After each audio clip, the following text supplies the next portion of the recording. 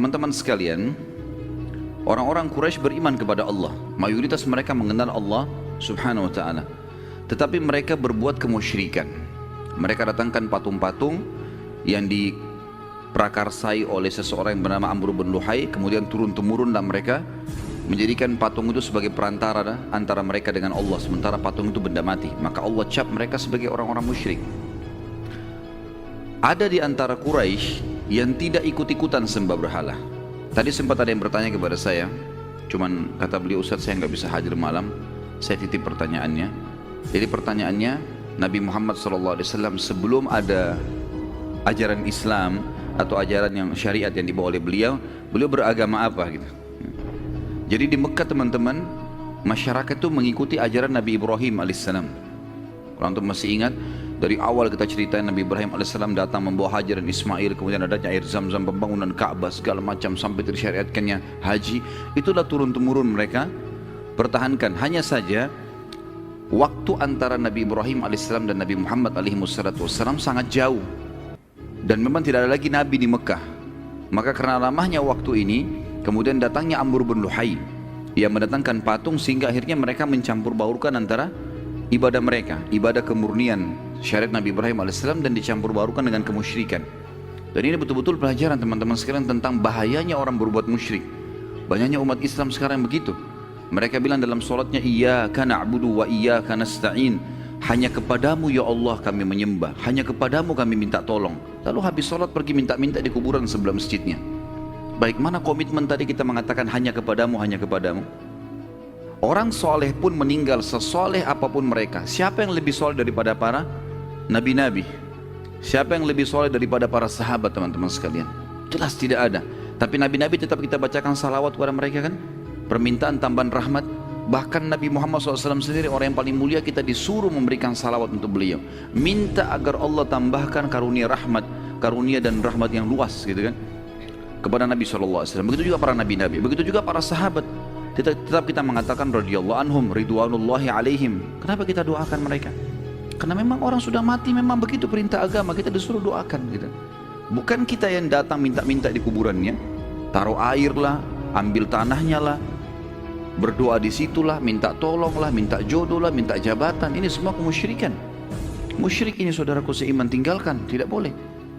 Allah subhanahu wa ta'ala menyuruh kita memurnikan ibadah kepadanya.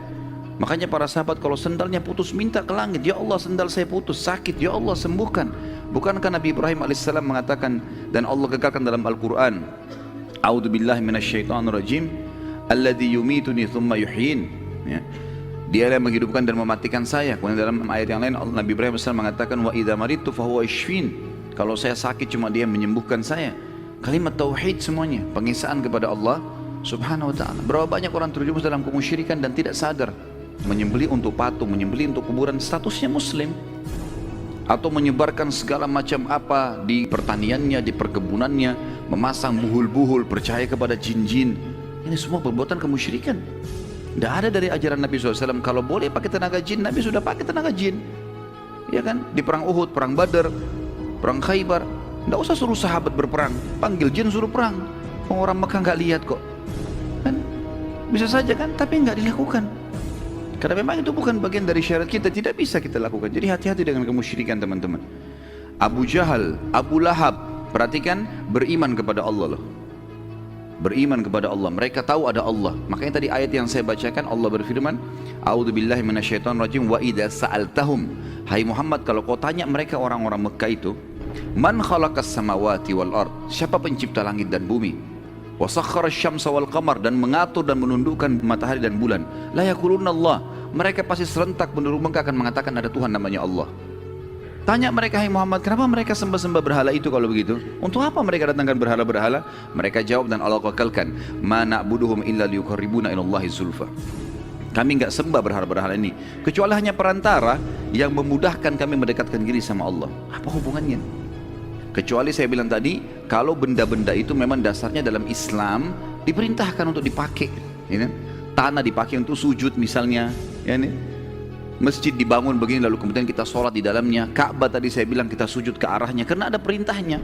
Kalau nggak ada perintahnya nggak usah. Seperti kasus tadi Hajar Aswad Yang Umar bin Khattab mengatakan, demi Allah saya tahu kau hanya batu biasa, kalau bukan saya melihat Rasulullah SAW menciummu, saya tidak akan menciummu. Dan ini kemurnian tauhid.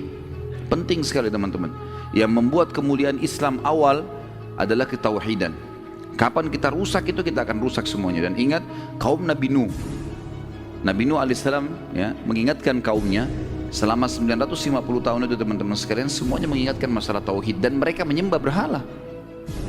Akhirnya Allah binasakan mereka. Jadi ini harus digarisbawahi teman-teman sekalian. Baik. Begitu juga dengan orang-orang Quraisy. Mereka suka datang membawa sembelihan-sembelihan, lalu kemudian mereka menyembeli untuk patung-patung itu. Ada di antara mereka teman-teman yang menggunakan nama Allah, gitu kan? Pada saat mau menyembeli, mereka menggunakan nama Allah, tapi untuk berhala. Gitu kan? Jadi misal orang Islam sekarang menyembeli untuk laut, supaya kapalnya tidak tenggelam, penjaga lautan lah, kan? Untuk apalah, untuk kebun, untuk rumah baru, segala macam. Menyembeli bukan untuk Allah, gitu kan? Walaupun menggunakan nama Allah ini bisa syirik, ya? Karena tujuannya untuk itu, bukan untuk Allah SWT murni.